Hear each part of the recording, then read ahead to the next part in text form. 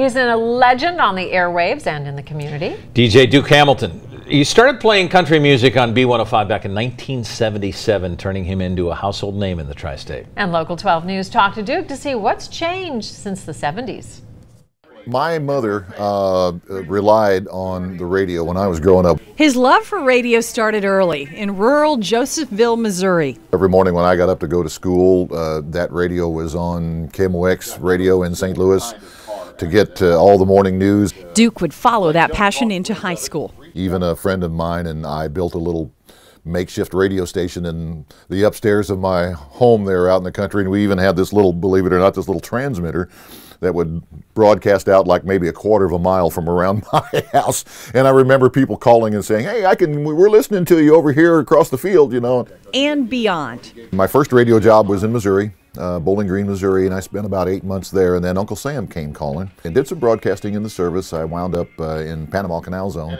Once he returned home from the war, he would work in St. Louis, then Little Rock, Arkansas, before he came to a crossroads. At the time, I had the offer from Cincinnati and the offer from Houston. I said, okay, I'm going to Cincinnati, and that was the last stop. B105, good morning, and need I say, happy Friday? Yeah, got some sun shining on you. Duke says watching the industry evolve over this 40 years has been fascinating. The technology and the way, you know, the business is done. You know, when I started, we were playing vinyl, playing records, tape carts, and that kind of thing, and splicing tape on reel-to-reel.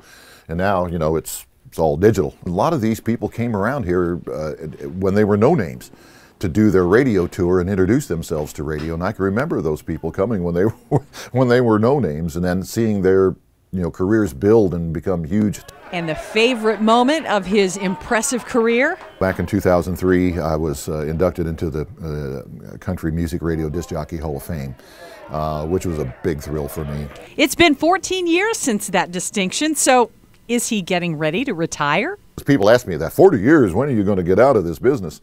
You know, and I tell them as long as I can talk and drive myself here, and I'll do it as long as I can. I know it sounds cliche, but we have some of the best country fans in this town, and they just made my stay so wonderful. And a great radio voice.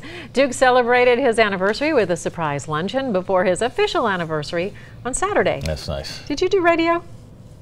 In college, I did a little. I don't think anybody heard it because the signal was so low. I did news radio, and he talked about splicing the tape, the reel-to-reel tape. I had to do that. It was fun, actually. Yeah.